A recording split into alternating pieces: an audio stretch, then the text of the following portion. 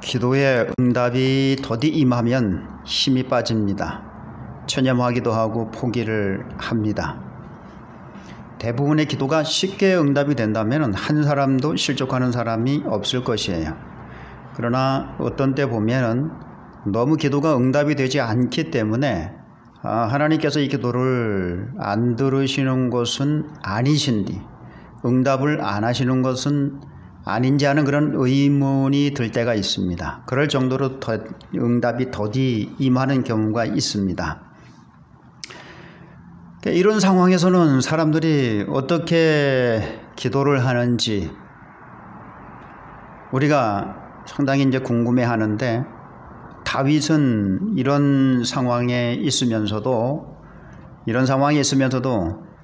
전혀 동요됨이 없이 여러 번 이미 앞에서도 하나님께서는 반드시 응답을 하시는 분이라고 하는 이런 확신을 여러 번 보여주었습니다. 이렇게 응답이 더딘 이런 상황에서도 그는 동요됨이 없이 그냥 끝까지 기도하는 이런 자세로 일관하고 있습니다. 그렇게 기도를 했더니 자 보세요. 곤란 중에 있습니다. 응답이 더디 임하기 때문에 상당히 낙심하고 좌절을 하고 포기해야 될 그런 상황에 있는데도 불구하고 그래도 끊임없이 기도를 하니까 하나님께서 그 기도에 대해서 응답을 하셨어요. 그래서 그가 하나님을 찬양하고, 그리고 이렇게 자기를 위경 중에서 건져주시고 자기를 구원해 주신 하나님을 널리 선포하고 함께 찬양하는 이런 일을 하겠다라고 오늘 또 이 시편 내용을 통해서 고백을 하고 있습니다. 우리가 이런 내용을 통해서 서로 은혜를 나눠보도록 하겠습니다. 먼저 12절부터 18절 말씀인데요. 12절부터 18절 말씀을 보면은 15절 말씀 중에 나오고 있지요. 15절 말씀 중에 지금이요. 앞에서 여러 가지 표현을 통해서 원수들이 아주 기세등등하게 자기를 공격하고 있고 자기를 힘들게 하는 그런 상황에 놓이도록 만들었다라고 하는 것을 고백을 하면서, 그래서 그것으로 인하여 자기가 지금 어떤 상태인지 15절에 보여주고 있어요. 여러분, 입이 힘이 마르고 혀가 입천장에 붙었고 또 죽음의 진토 속에 자기를 두신 것 같아, 버려두신 것 같다라고 하는, 그러니까 하나님께서 왠지 자기를 외면하고 계시다라고 하는 이런 느낌이 들 정도로 상당히 곤고한 지경에 지금 놓여 있다라고 하는 사실을 알 수가 있습니다. 그 뒤로 계속해서 내 뼈를 셀 수가 있다라고 하는 거예요. 내 뼈를. 여러분, 우리가 살아있는 사람의 뼈를 어떻게 눈으로 확인하고 셀 수가 있겠습니까? 그럴 정도로 피골이 상접할 정도로 이 대적들의 공격으로 인해서, 또 대적들이 가져다주는 그 장애로 인해서 상당히 위험한 이런 상태에 놓여 있다라고 하는 것을 보여주고 있습니다. 그래서 이런 것들로 인해서 고민을 하다 보니까 그냥 바싹 마른 거지요. 뼈가 드러날 정도로 그렇게 바싹 말라 있다라고 하는 것을 그런 방식으로 표현을 하고 있습니다. 또 거기서 18절에 보면 겉옷을 그리고 또 속옷을 제비 뽑아서 나눈다라고 그렇게 말을 합니다. 여러분, 이 시편 22편은 예수 그리스도에 대한 직접적인 예언은 아니지만은 지금 다윗이 당하고 있는 이런 고난의 상황이 예수 그리스도의 십자가 그 죽음에 많이 인용이 되고 거기서 나타나고 있다라고 하는 것이에요. 예를 들면은 여기서 겉옷과 이 속옷을 제비 뽑아서 나누었다 그랬어요, 대적들이. 그런데 실제로 예수 그리스도를 십자가에 못 박고 예수 그리스도가 입었었던 그 옷을 그를 십자가에 못 박은 병사들이 제비 뽑아서 서로 나누어 가졌어요. 그런 장면이 예수 그리스도의 십자가 처형하는 그런 상황에서 나타나고 있습니다. 그리고 또 지금 하나님께서 외면하고 계시는 듯한 이런 상황에서도 계속해서 부르짖어 하나님 앞에 기도하고 있어요. 흔들림이 없어요. 동요됨이 없어요. 그냥 단지 좀 답답하고 왠지 좀 마음이 애통한 이런 마음은 있을지라도 하나님께서 응답하시겠다라고 하는 이런 사실에 대한 믿음은 전혀 변함이 없다라고 하는 것이에요. 그래서 계속 기도드리는 거예요. 근데 이 기도의 장면이 십자가 위에서 예수님께서 기도할 때와 똑같은 그런 장면으로 클로즈업 되는 거죠. 서로. 한번 보세요. 예수 그리스도께서 십자가 위에서 여러 번 하나님을 찾으면서 부르짖어 기도하기도 하고 찾기도 합니다. 그러나 하나님께서는 외면을 하시죠. 왜냐하면 그 순간만큼은 예수 그리스도께서 죄인의 모습으로 십자가를 지고 계시기 때문에 죄인에 대해서 하나님께서 외면을 하시는 것이죠. 죄인에 대해서는 하나님께서 가까이 하시질 않고 죄인의 부르짖음은 하나님이 들으시질 않으셔요. 근데 예수 그리스도께서 지금 십자가 위에서는 그 죄인의 모습으로 지금 고통을 받고 있는 상황이거든요. 그래서 하나님께서 외면을 하시지만 예수님께서는 그래도 계속해서 하나님을 찾습니다. 엘리 엘리 라마 사막다니, 하나님이여 나의 하나님이 어찌하여 나를 버리셨나이까. 참 이 고통스러운 절규와도 같은 이 기도예요. 하나님께 대한 탄원입니다. 이 고통을 하나님 앞에 지금 호소하고 있는 거예요. 그래도 외면을 하셨죠. 그래도 예수 그리스도는 하나님을 바라보면서 하나님을 간절하게 찾는 이런 모습을 보여주셨습니다.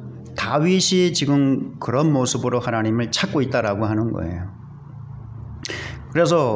그래서 이런 지금 예수 그리스도가 당하는 이런 고난의 이 상황에 지금 다윗의 고난의 상황이 인용되었을 정도로 또 거기서 성취되고 적용이 되었던 것을 우리가 볼 수 있듯이 다윗이 그만큼 극심한 곤란 중에 놓여 있었다라고 하는 것입니다. 특별히 어떤 사건인지는 정확하게는 알지를 못해요. 그러나 내용으로 봐서 아주 심한 곤란을 겪고 있었다라는 것을 알 수가 있어요. 그렇지만 동요됨이 없이 여전히 기도하고 있었다라고 하는 사실을 알 수가 있습니다. 여러분, 극심한 고난과 더딘 응답 속에서도 여러분 동요됨이 없이 끝까지 하나님을 찾을 수 있는 믿음의 사람들이 다 될 수 있기를 주의 이름으로 권면을 드리겠습니다. 왜냐하면은 그런 기도에는 하나님께서 응답을 해 주시기 때문에 그래요. 모든 기도를 다 응답을 해 주시지만은 그러나 그런 곤란 가운데서 정말로 이 피 끓는 그런 아주 간절한 심정, 또 절박한 심정으로 하나님 앞에 기도할 때 하나님께서는 그런 기도에 기이한 능력과 역사를 많이 보여주신 그 근거들이 있거든요. 그렇기 때문에 극심한 고난 중에 있고 더 거기에 더하여 엎친 데 덮친 격으로 응답이 더딘 그런 상황에 놓여 있을지라도 여러분들은 낙심하지 말고 동요됨이 없이 여전히 하나님이 응답해 주신다라고 하는 것을 믿으면서 끊임없이 기도할 수 있기를 주의 이름으로 권면을 드리겠습니다.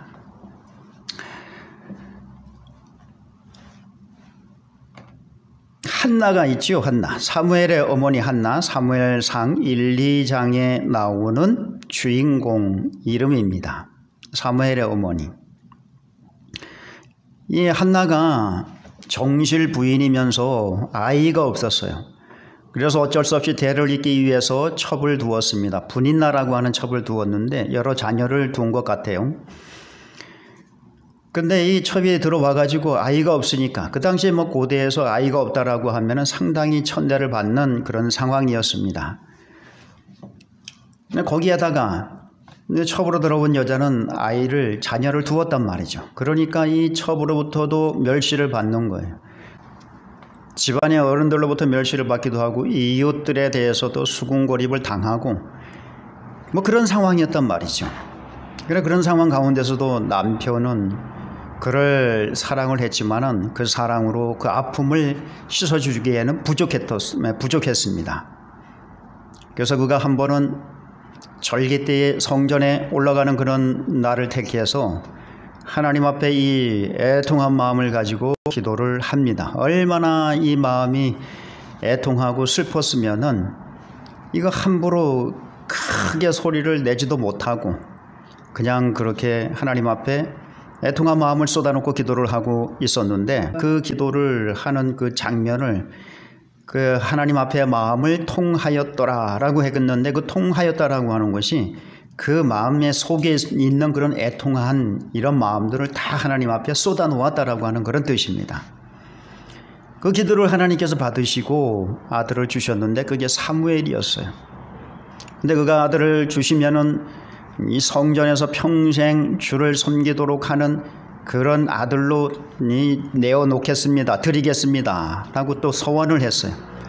그래서 이제 젖될 때가 돼가지고 성전에다가 그 아들을 드리고 왔는데 하나님께서 그에게 복을 주셔서 나중에 세 아들과 두 딸을 더 얻게 되었다라고 하는 그런 내용들이 나오고 있습니다. 막 이렇게 마음을 쏟아놓는 정말 이 애절하고 또 여러 가지 또 상황으로 인해서 고통받고 있는 그런 상황을 절절히 하나님 앞에 쏟아내는 이런 기도는 하나님이 반드시 응답해 주신다라고 하는 사실을 여러분 믿을 수 있기를 바라겠습니다. 또 히스기야도 있습니다. 이사야서 38장에 나오는 이 히스기야 왕이 이사야 선지자로부터 왕이여 이제 하나님께서 왕을 부르실 날이 곧 올 터이니 이제 좀 준비를 하시는 것이 좋겠습니다.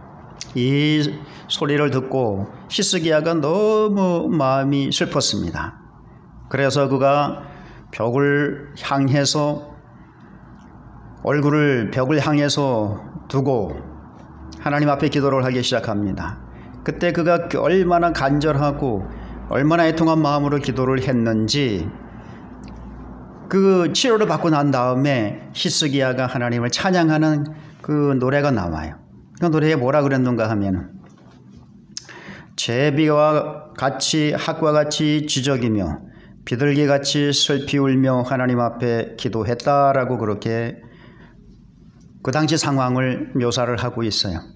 여러분 제비를 길러보셨죠? 뭐 기른다기보다는 여름이면 찾아온단 말이죠. 우리 시골에 있을 때 그 제비들을 많이 봤는데 이 제비들은요 왜 그렇게 조용히 있지를 않아요. 시끄럽게 그렇게 지지배배거리면서 하루 종일 그렇게 지저댄단 말이죠. 이사야가 응답을 하실 때까지 그렇게 기도를 했다라고 하는 거예요. 또 비둘기 울음소리는 슬프다고 하는데 물론 비둘기 울음소리는 좀 많이 들어보지는 않았는데 그렇게 슬피 울었다라는 거예요. 비둘기가 울듯이 또 제비가 학이 지저귀듯이 그렇게 하나님 앞에 기도를 했다라고 하는 거예요. 그러니까 자기 속에 있는 그런 모든 마음들을 다 쏟아놓고 하나님 앞에 기도를 했다라고 하는 것이죠. 그랬더니 하나님께서 그에게 응답을 하셨다라고 하는 사실을 여러분 믿을 수 있기를 바라겠습니다. 그러니까 이런 위기 때에 마음을 쏟으며 자신의 처지를 아뢰는 이런 기도는 하나님의 응답이 상당히 빨리 임한다라고 하는 것을 이 성경을 통해서도 우리가 증명을 할 수가 있어요. 근데 이 위기 때 이렇게 마음을 쏟아놓고 기도한다라고 하는 것은요, 그와 만큼 주를 신뢰한다라고 하는 우리 신앙을 하나님 앞에 보여드리는 거예요. 그리고 주님밖에는 없습니다. 나는 세상에 나가도 나는 뭐 어떠한 도움도 받을 수 있는 그런 사람이 못 됩니다. 오로지 나의 도움은 하나님밖에 없사오니 하나님이 나를 도와주셔야 되겠습니다. 라고 하는 이런 마음의 고백이란 말이죠.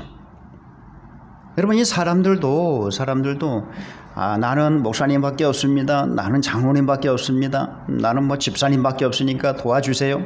이런 소리를 들으면 마음이 약해져요. 하나님 앞에 여러분들이 실제로 나는 진짜 없습니다. 주님밖에 없습니다. 라고 하는 그 마음을 한번 보여드려 보세요. 왜 하나님께서 그 마음을 거절을 하시겠습니까? 왜 그 기도를 거절을 하시겠습니까? 속히 응답해 주실 줄로 믿습니다. 이렇게 마음을 쏟아놓는 기도를 하라라고 하는 거예요. 여러분 우리가 기도원에 올라가서 기도를 하면은 응답을 잘 받는다고 하잖아요. 왜 그런지 아세요? 이 기도원이라고 하는 이 환경이 이 세상과 딱 단절이 되고 그리고 오로지 우리의 마음을 주님께 집중시키고 그리고 우리의 마음을 다하여 기도할 수 있는 그런 여건이 잘 돼 있기 때문에 그렇습니다. 그래서 오로지 그냥 하나님 앞에 마음을 드리고 그렇게 하나님 앞에 집중하여 기도를 하니까 응답이 되는 거예요. 그것도 뭐 기도원에 올라오면 뭐 10분, 20분 기도하는 것도 아니고 그냥 밥만 먹으면 가가지고 기도를 하고 그렇게 마음을 다한 기도를 하니까 응답이 쉽게 임하게 되는 거죠. 그렇듯이 우리가 마음을 다하여 기도하는 것은 반드시 하나님께서 응답을 해 주신다라고 하는 이 사실을 여러분들이 확신을 하면서 낙심 중에 있든지 또 거기에 응답이 더디어 가지고 또 이 낙심이 가중되어진 그런 상태에 있더라도 여러분들이 동요됨이 없이 흔들림이 없이 크게 흔들림이 없이 끊임없이 기도할 수 있기를 바라겠습니다. 반드시 하나님의 응답하시는 그 역사를 경험하게 될 것입니다. 하나님께서는요, 예배를 드리거나 기도를 드리거나 또 하나님 앞에 어떤 섬김을 드릴 때에 하나님께서 거기에 마음을 담아서 드리기를 원하고 계세요. 그래서 마음을 다하여 드리는 예배, 마음을 다하여 드리는 기도, 마음을 다하여 드리는 어떤 봉사나 섬김이나 이 충성은 하나님께서 받으시고 거기에 응답을 하시고 축복을 하시고 은혜를 베풀어 주신다라고 하는 사실을 여러분 믿을 수 있기를 바라겠습니다. 그래서 기도할 때에도 이렇게 마음을 다하여 기도하심으로 하나님께로부터 응답을 받고 주를 영화롭게 하는 하나님의 백성들이 다 될 수 있기를 주의 이름으로 축원합니다. 그리고 이제 19절부터 이 31절 사이 이 말씀은요, 이렇게 낙심이 되고 좌절이 되고 거기에다가 더하여 응답도 더디어 가지고 진짜 뭐 이 죽을 맛이죠. 그런 상태에서도 그가 흔들림 없었어요. 끝까지 기도를 합니다. 그랬더니 하나님께서 어떤 사인을 주시는 거예요. 건져주시겠다. 응답을 건져주시겠다라고 하는 그런 메시지가 어떤 방식으로든 다윗에게 전달이 된 것입니다. 그랬더니 그가 어떻게 하는가 하면은 21절에 구원하셨다라고 그렇게 구원하셨다라고 그렇게 표현을 하면서 그래서 이제 주의 이름을 찬양하고 선포하겠다. 모두 주를 찬송하라. 또 곤고한 자를 싫어하지 않고 들으시는 이 하나님을 찬양하라 하면서 형제들에게 자기를 위경 중에서 건져주신 주의 사랑과 기이한 능력을 선포하겠다라고 다짐을 하고 있습니다.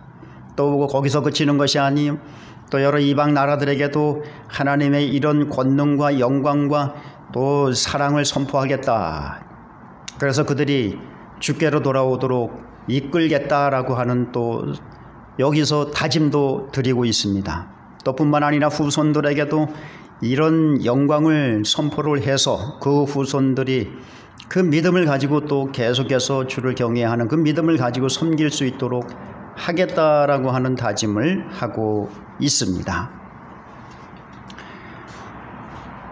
이런 내용들을 우리가 접하면서 여기서 또 우리가 교훈을 받을 수 있는 것은 우리를 향해서 베풀어 주시는 그 구원의 은혜라든지 여러 위기에서 우리를 건져 주시는 하나님의 기이한 능력과 또 그의 사랑을 널리 선포하고 찬양하는 이런 일을 우리가 해야 한다라고 하는 것을 배울 수가 있습니다.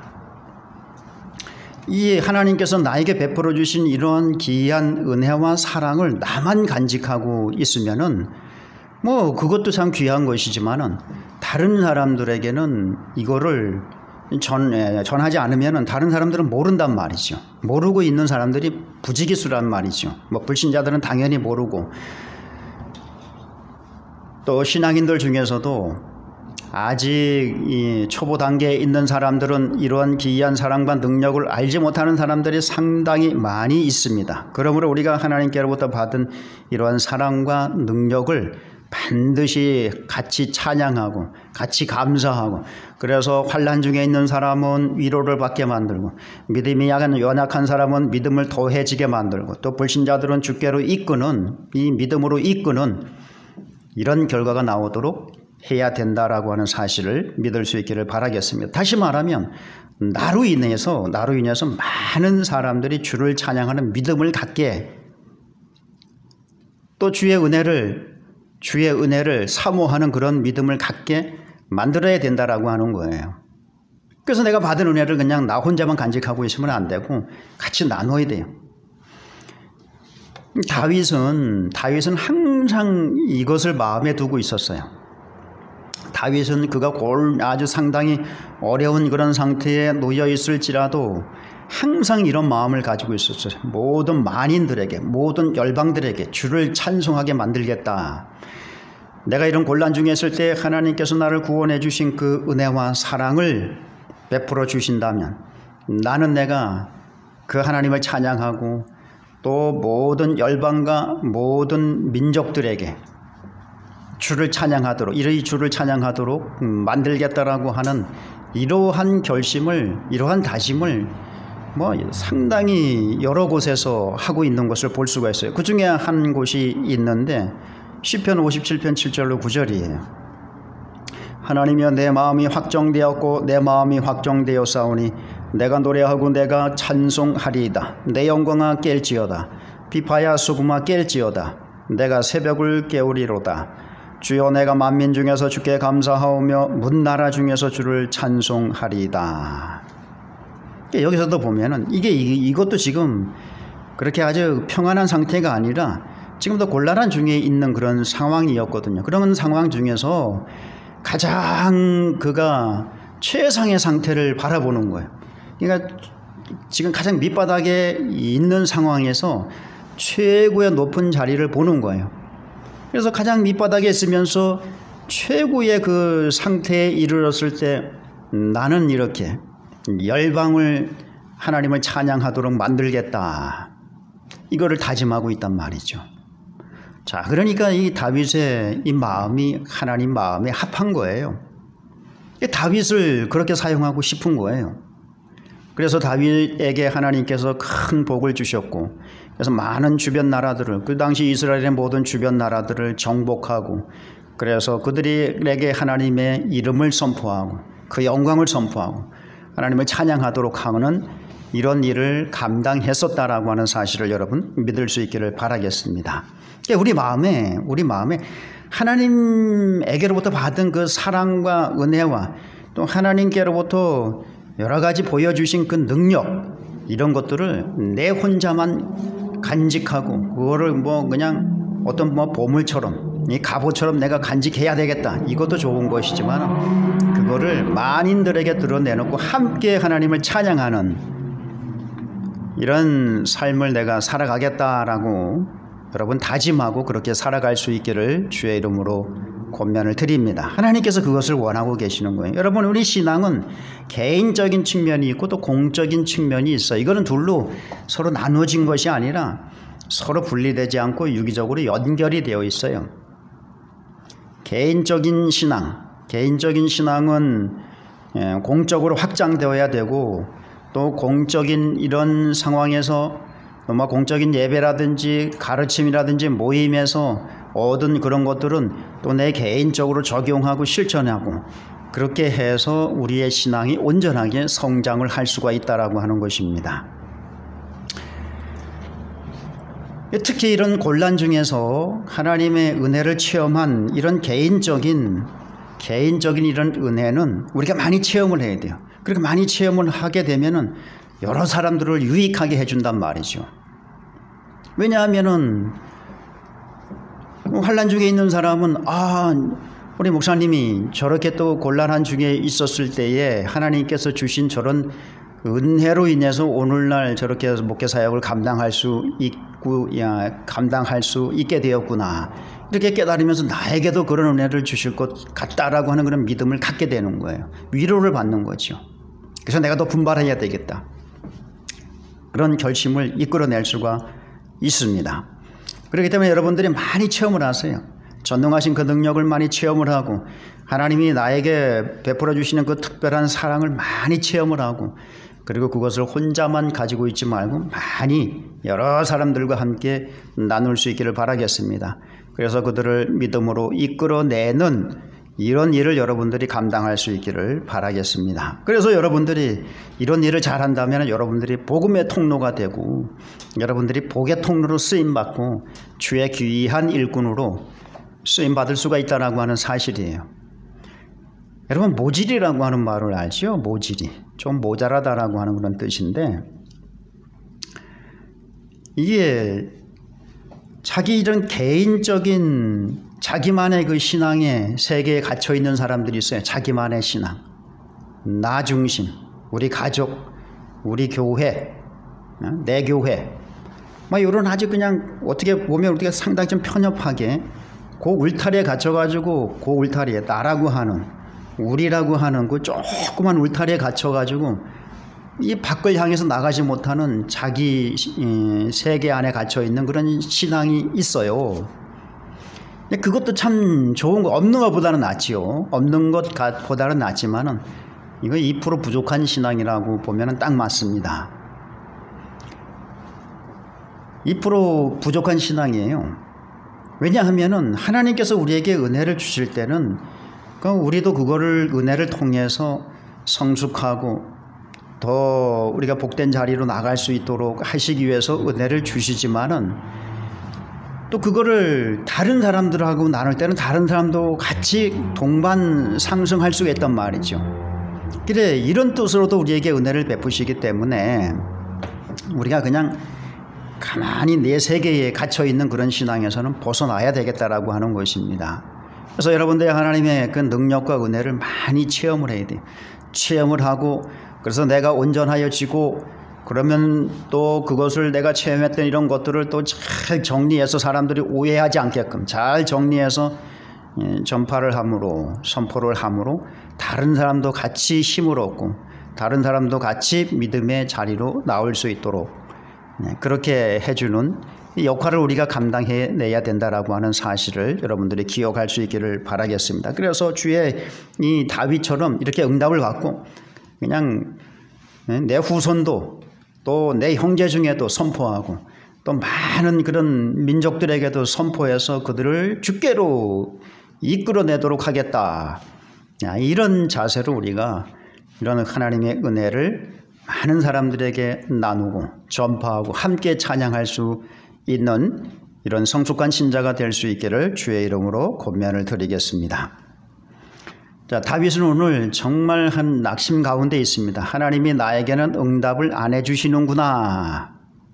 그렇게 하나님이 나를 외면한다라고 하는 그런 느낌이 들 정도로, 나를 진토 속에 처박아 둬버렸다, 이런 느낌이 들 정도로 상당히 좀 상심한 그런 마음을 가지고 있는 상황이었습니다. 그럼에도 불구하고 그는 끝까지 하나님 앞에 그런 위기 중에서 건져주시기를 기도하고 있었습니다. 그랬더니 하나님께서 은혜를 주신 거예요. 그랬더니 그거 가만히 있질 않고 이 은혜를 형제에게 선포하고 또 여러 민족 중에 선포해서 그들을 주께로 이끌고 또 후손들에게도 이 전파를 해서 후손들에게도 가르쳐서 주를 경외하게 만들고 함께 찬양하는 그런 민족이 대대로 이어지도록 하겠다라고 이렇게 다짐을 하고 있습니다. 여러분들이 이 신앙이 될 수 있기를 바라겠습니다. 낙심하지 말고 어떤 상황 가운데서도 끝까지 믿음을 가지고 기도할 수 있기를 바라겠습니다.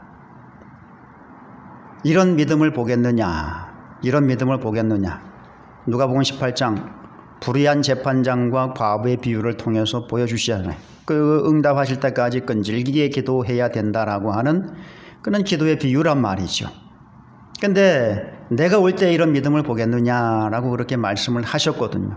이런 기도를 드리는 사람들이 그렇게 많지는 않을 것이다라고 하는 그 비유를 통해서 우리가 엿볼 수가 있는데, 그러나 여러분들은 하나님께서 찾으시는 그 믿음의 사람들이 될 수 있기를 바라겠습니다. 낙심 중에도, 더디 응답하는 중에도 여러분들이 동요됨이 없이 하나님의 응답을 바라보면서 기도하여 응답을 받고 그 기이한 능력과 사랑을 체험할 수 있기를 바라겠습니다. 그리고 그것을 다른 형제들에게도 선포하고 함께 교제하며 하나님을 찬양하는, 그래서 그들을 믿음의 자리로 이끌어내고 위로의 자리로 이끌어내는 하나님의 사람들이 다 될 수 있기를 주의 이름으로 축원합니다.